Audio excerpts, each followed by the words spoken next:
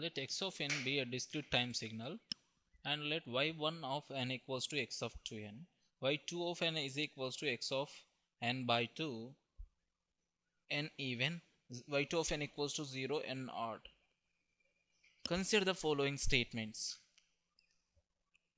If x1 of n is periodic, then y1 of n is periodic. If x of n is periodic, then y2 of n is also periodic. If y2 of n is periodic, then x of n is periodic. See, first of all, we have to understand what you mean by y1 of n and y2 of n. X of 2n means we are trying to compress a signal. That means we are not removing any samples at all. What we are trying to do is we are compressing the signal. That doesn't mean it's not going to affect any periodicity. So if x of n is periodic, then x2 of n is also periodic. Comes to y2 of n, x of n by 2, what it will do is it introduces the one sample, that is 0 sample, in between the every two successive samples. So it's also not going to affect any period, because introduction of or removal of samples doesn't affect the periodicity. Hence all the statements are correct, and so option A is correct.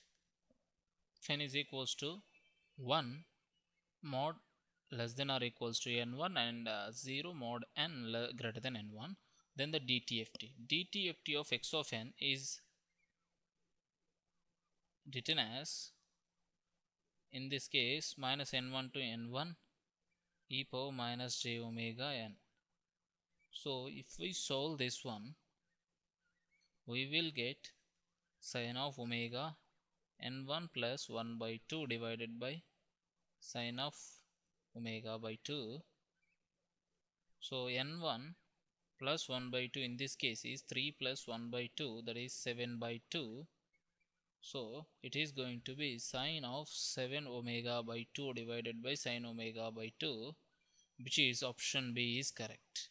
Channel JFET biased in saturation region with VSD 5 volts and has a drain current of 2.8 milliamps, and ID equals to 0.3 milliamps at VGS is 3 volts. The value of IDSS is, we know that for a JFET it is IDSS 1 minus VGS divided by VP whole square. So here the P channel JFET biased in, this is VSG, this is 1 volt, okay, as drain current. So we have to 2.8 is equals to IDSS 1 minus 1 by VP whole square, 0.3 IDSS 1 minus 3 by VP.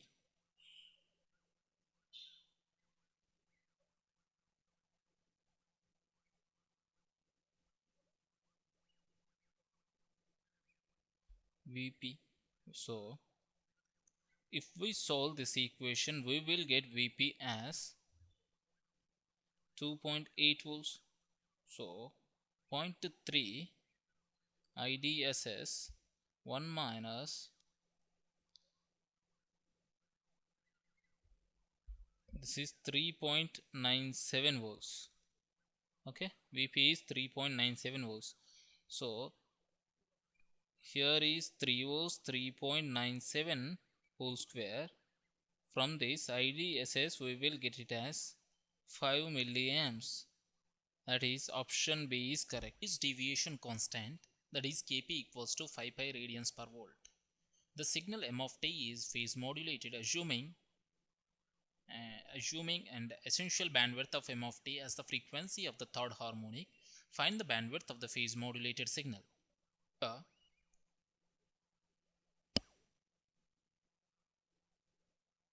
is phase modulated signal xpm of t is nothing but AC cos of omega ct plus kp m of t. Here the units of kp is radians per volt. So what we are trying to do is differentiation of m of t and passing through frequency modulator is nothing but a phase modulated signal. By using this concept, here dm of, that is m dot of t, is nothing but a dm of t by dt. If we plot this signal in this way, it is going to come. The period is going to be 10 power minus 4 seconds, and this is 20,000. This is minus 20,000.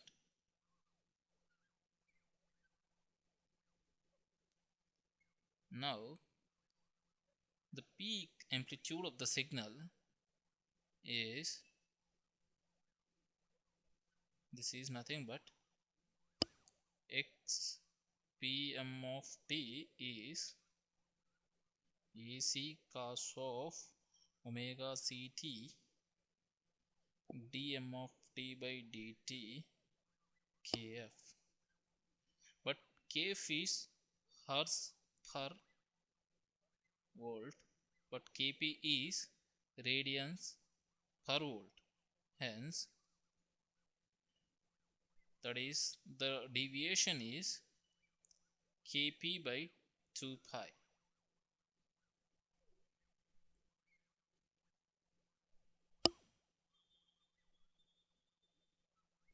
And this is kp by 2 pi mp. This is kf.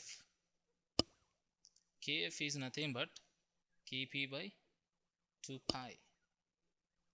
Now kp is given as 5 pi, 2 pi, mp is given as 20k,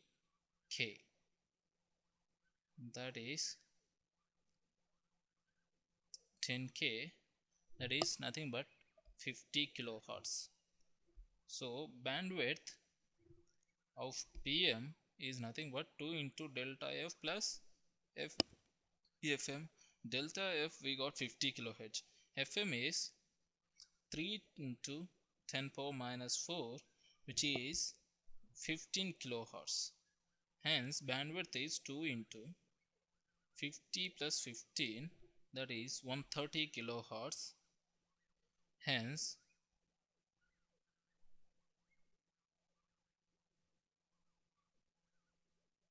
option C is correct.